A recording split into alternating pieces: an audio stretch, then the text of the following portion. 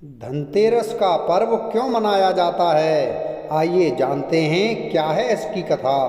कार्तिक मास के कृष्ण पक्ष की त्रयोदशी तिथि को धनतेरस का पर्व मनाया जाता है। शास्त्रों के अनुसार इस तिथि को समुद्र मंथन के समय भगवान धन्वंतरी अमृत कलश लेकर प्रकट हुए थे। इस वजह से इस तिथि को धनतेरस या धनत्रयोदशी तिथि के नाम से ही जाना जाता है। भगवान धन्वंतरी के अलावा इस दिन माता लक्ष्मी, धन के देवता कुबेर और मृत्यु के देवता यमराज की भी पूजा की जाती है। इस दिन दीपावली का पर्व शुरू हो जाता है और इस दिन सोना चांदी या नए बर्तन खरीदना बहुत शुभ माना जाता है। आइए जानते हैं धनतेरस क्यों मनाया जाता है और इसकी कहानी क्या है।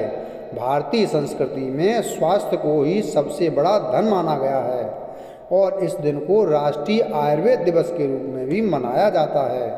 मान्यता है कि भगवान धन्वंतरी को भगवान विष्णु का अंश माना जाता है और इन्होंने ही संसार में चिकित्सा विज्ञान का प्रचार और प्रसार किया।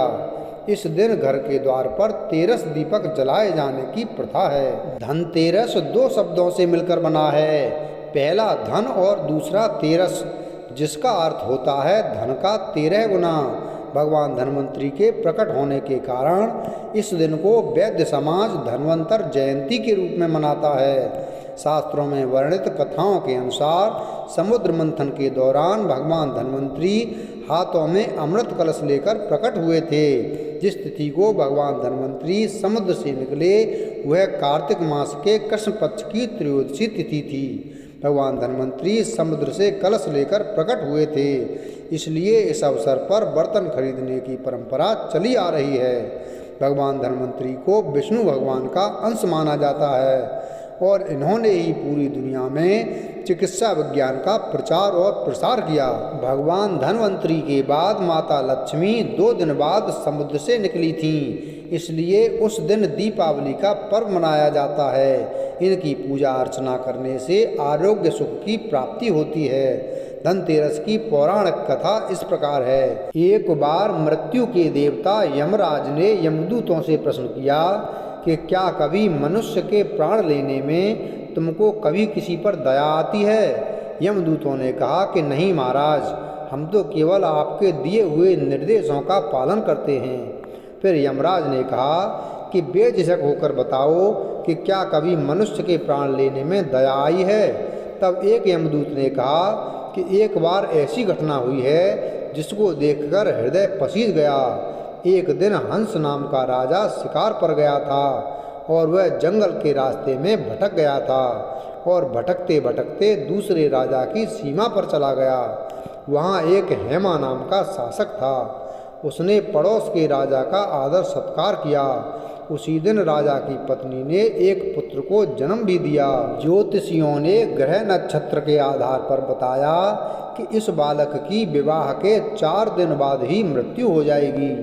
जब राजा ने आदेश दिया कि इस बालक को यमुना तट पर एक गुफा में ब्रह्मचारी के रूप में रखा जाए और स्त्रियों की परछाई भी वहां पर नहीं पहुंचनी चाहिए, लेकिन विधि के विधान को कुछ और ही मंजूर था। संयोगवश राजा हंस की पुत्री यमुना तट पर चली गई और वहां राजा के पुत्र को देखा। दोनों ने गंधर्व विवाह कर लिया।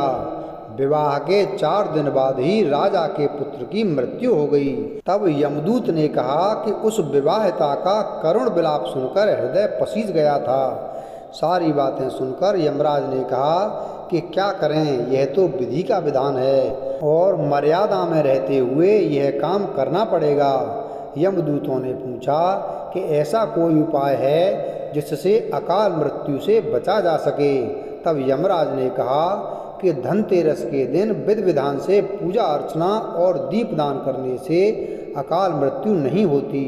इसी घटना की वजह से धनतेरस के दिन भगवान धन्वंतरी और माता लक्ष्मी की पूजा की जाती है और दीपदान किया जाता है।